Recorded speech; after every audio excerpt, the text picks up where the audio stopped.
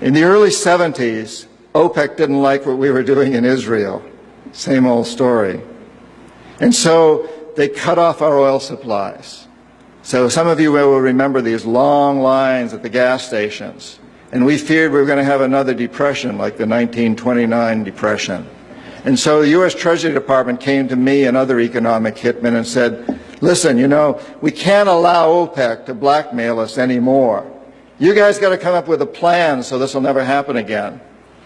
We knew that that plan had to involve Saudi Arabia because it had more oil than anybody else, and it also, the House of Saud, the royal family, was corrupt and corruptible.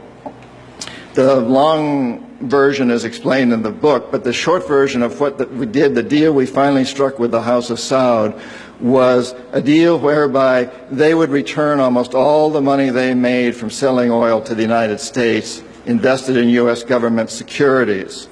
The U.S. Treasury Department would use the interest from those securities, which over the years has amounted to trillions of dollars, to hire U.S. companies to westernize Saudi Arabia, build petrochemical complexes, desalination plants, whole cities out of the desert, McDonald's and all the other things that go along with our Western culture.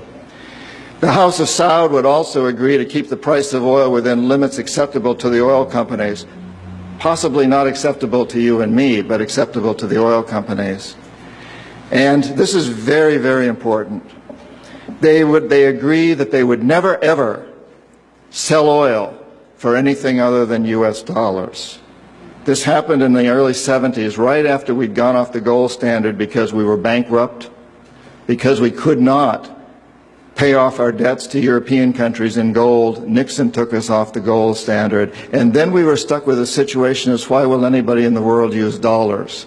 So very shortly we came up with this plan, which in essence put the dollar on the oil standard. You cannot buy oil on the world market for anything other than dollars, and that's very important to the corporatocracy. Our part of the bargain was we agreed to keep the House of Saud in power, in control. It was an amazing deal, the deal of the century. It was history-making, incredibly powerful deal that we struck with Saudi Arabia, and it's held. It's had some what the CIA calls blowback, unintended consequences. For example, one of the things that really pisses Osama bin Laden off is those McDonald's and those desalination plants and those petrochemical complexes surrounding Medina and Mecca, the two most sacred sites in Islam. And it pisses off a lot of other Muslims in Indonesia and all over the world. There's been some blowback, but on the whole, the corporatocracy looked at this as an incredible success. I had done my job. We economic hitmen did a great job with that one. So we decided that Saddam Hussein ought to accept something very similar. Now, probably a lot of you know that Saddam has been our boy for a very, very long time. You may remember Abdul Karim Qasim, who was president of Iraq in the early 60s. Qasim came up with a unique concept. He said, Iraqi oil ought to go to benefit the Iraqi people. How novel is that?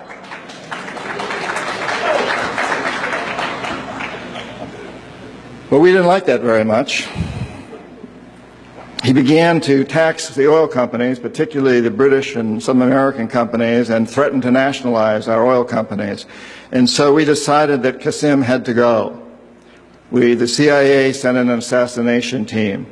It was headed by a man who was still going through high school, an Iraqi citizen who was still going through high school. They riddled Qasim's car with bullets on the streets of Baghdad and missed him. The head of this assassination team was wounded and fled to Syria. His name was Saddam Hussein. He was a CIA agent in those days, an assassin for us. He failed. And so the CIA went directly, and this is all history, I'm not creating this. CIA went in and had Qasim publicly executed on Iraqi television. They put Saddam's cousin in charge. He became president of Iraq, and Saddam became vice president in charge of security. Eventually, as you know, he became president. He was our boy. He was our man. And so and we sold him a lot of, and gave him a lot of tanks. We built him, Bechtel built him big chemical, I don't know, my father-in-law was chief architect at Bechtel, built Saddam big chemical plants that were used, and we knew that they were used to make mustard gas and other chemical weapons that were being employed against the Kurds and later the Iranians. We knew this, but we sold him these things. And in the 1980s, we decided that Saddam Hussein ought to accept something similar to Saudi Arabia.